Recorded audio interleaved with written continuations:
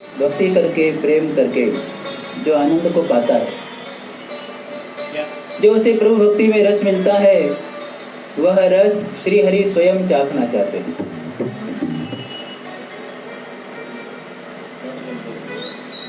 तो वो स्वयं उस रस को कैसे चाखे, स्वयं की भक्ति स्वयं कैसे करे? इसीलिए श्री हरि ने राधा का रूप लिया और श्री राधा का रूप लेकर के स्वयं की भक्ति करके जो आनंद को पाया, तब प्रभु ने उस रस की महिमा को जाना कि कितनी इसके रस की महिमा है। और इसीलिए भक्त तृण समान त्रैलोक ही गण, तृण के समान पूरे त्रिलोक को गिनते हैं मेरी भक्ति के आगे। और तीन लोकों का सुख त्याग करके भक्त मेरी भक्ति में लग जाते, मेरी सेवा में लग जाते, मेरे चिंतन में, मेरे नाम में, मेरे गुण में, मेरी लीला में निमग्न हो जाते हैं, डूब जाते हैं। और उस रस की इतनी गरिमा है, महिमा है कि उसका बखान स्वयं माँ सरस्वती ब्रह्मा भी नहीं करता। प्रयास जरूर करते हैं, लेकिन संसार में उस भक्ति की महिमा का बखान पूर्ण रूप से कर पाना असंभव। बोल सकते हैं शब्दों में, लेकिन जब तक व्यक्ति स्वयं नहीं चाहता, तब तक उसको उस रस की अनुभूति जब तक नहीं होती, तब तक वो कैसे समझे। तो इस रस को चाखने के लिए, इस रस में डूबने के लिए श्री राधा हमें पात्र बनाती है।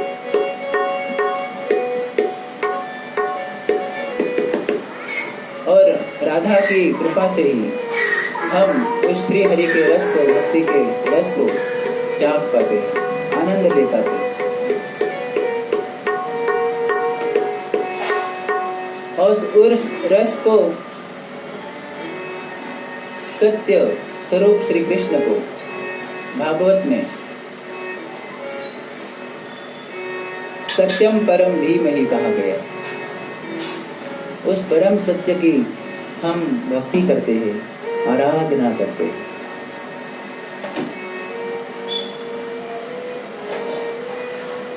वह सत्य इस जगत में सदा रहता है, और यह जगत है असत्य, लेकिन उस सत्य का इसको आधार है, इसलिए यह जगत सत्यभास होता है।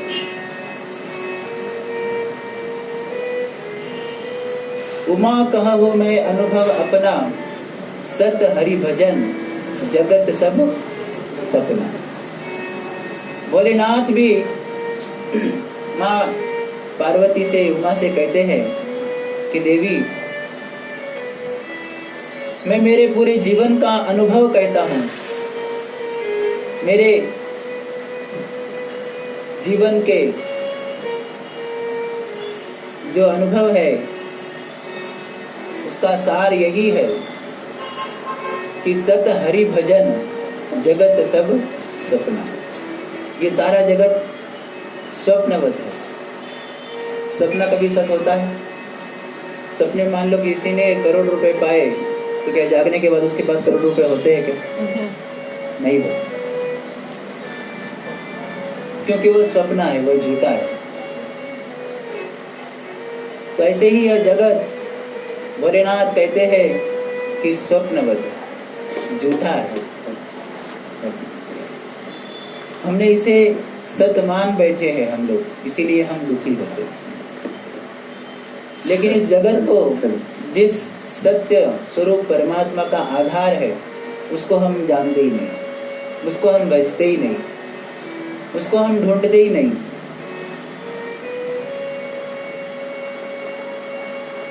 और जब तक उस सत्य को हम नहीं पकड़ेंगे, सत्य तक नहीं जाएंगे, तब तक हम असत में ही घूमते रहेंगे। और असत में किसका लाभ हुआ? हानि ही है। आप आपको नकली नोट का एक बैग पकड़ा दिया जाए, आप क्या बहुत खुश होगे? भाई यह बैग तो नकली नोटों का भरा पड़ा है, ले लो। आप बोलोगे ऐसी नोट तो क्या करनी है, ये तो कागज के टुकड़े हैं हमारे, ये कैसे कहीं चलने वाले नहीं। तो ऐसे ही यह जगत असत है। जब तक सत्य की प्राप्ति नहीं होती तब तक हम अधूरे।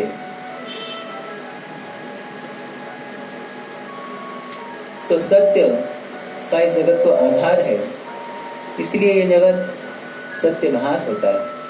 जैसे हम मूवी देखने जाते हैं थिएटर में, पहले कुछ नहीं होता है, केवल काला सा पर्दा होता है और बाद पर उसके ऊपर फिल्म दिखाई जाती है। हम सब देख करके बड़े मोहित होते हैं, क्या मूवी है, कितना सुंदर दृश्य है, कितनी अच्छी सीन है।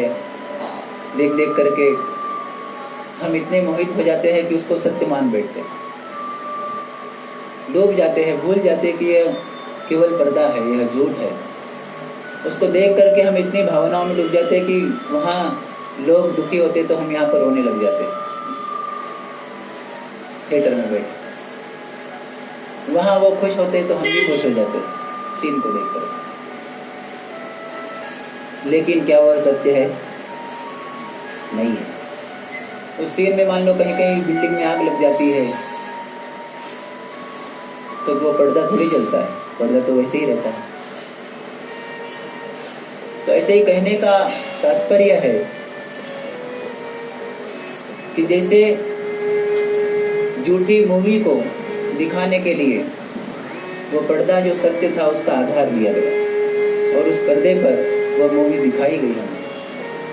ऐसे ही ये जगत को उस सत्य स्वरूप परमात्मा का आधार है। तो हमें उस सत्य को जानना है, सत्य तक पहुंचना है।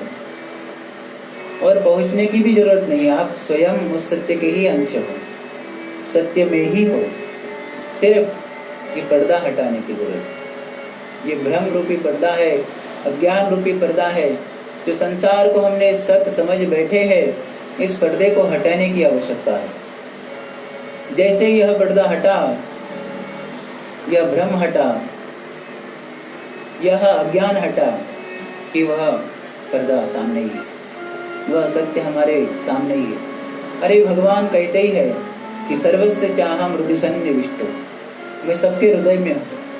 और भगवान जितने करीब है हमारे संसार में और कोई नहीं, इतना करीब है वो परमात्मा, साथ में ही है। जीव और शिव तो कभी बिछड़ ही नहीं सकते, एक रूप ही है वो। बस आवश्यकता है कि मोह अज्ञान को दूर करने, और वही भागवत का विषय है। तो यहाँ पर उस परमात्मा को सत्य कह करके पुकारा है, क्योंकि सब कोई उस सत्य के ही अंश है। जैसे समंदर में लहरें उठती है, कोई छोटी है, कोई बड़ी है, कोई और छोटी है, कोई और बड़ा रूप ले लेती है, लेकिन है तो समंदर ही। नाम एक आकार ले लिया तो नाम अलग हो गया लहर, बाकी है तो समंदर ही, पानी ही है। ऐसे ही जगत में जितने भी देवी देवता है, डेमीगॉड, वे सब उसी के अंश है और हम भी उसी के अंश है। सिर्फ वे बड़ी लहरें हैं, हम छोटी लहरें। तो लहरों को भजने से कुछ उसमें जितनी क्षमता होती है, जितना उनका कार्य होता है, उतना फल मिलता है। लेकिन हमें उस सागर को ही भजना है, उस सागर को ही हमें चिंतन करना है, सागर तक ही पहुंचना है। कि जब उस तक पहुंच जाएंगे तो सारी लहरों का एक रूप हमारा हो जाएगा। जिससे सारी लहरें निकल रही है वही हमारा हो जाएगा। जितने भी देवी देवता है सभी उस तत्व के ही अंश है। इसीलिए यहाँ पर उस परम तत्व को सत्य रूप कह करके पुकारा है भागवत जी के शुभारंभ में।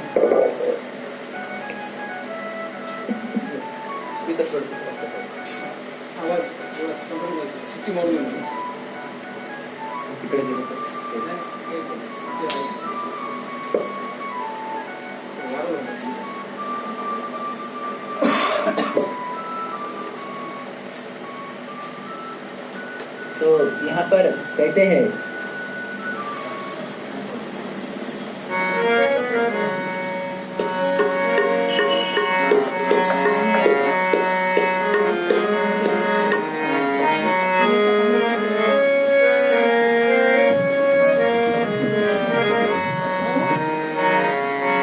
जन्माद्यस्य यतोऽन्वयादितरथश्चार्थेष्वभिज्ञस्वराट् तेने ब्रह्महृदायादिकवये मुह्यन्ति यत सूरया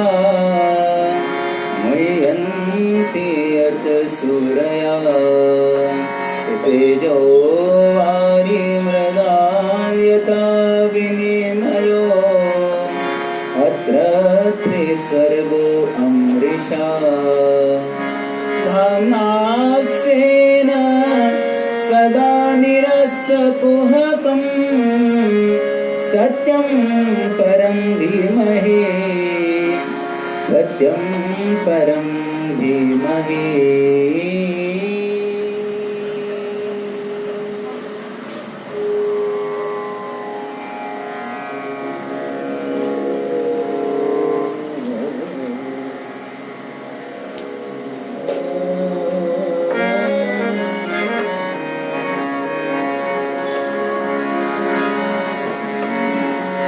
तो वह सत्य ही ऐसा है जो जन्मादि विकारों से रहित है। उसका जन्म भी होता है तो वह अवतार कहलाता है। वो आपके हमारे जैसे कष्ट भोग करके कष्ट दे करके नहीं जन्म लेता, वह तो स्वयं अवतरित होता है, स्वयंभू है। जन्मादि विकारस्य रहितस्य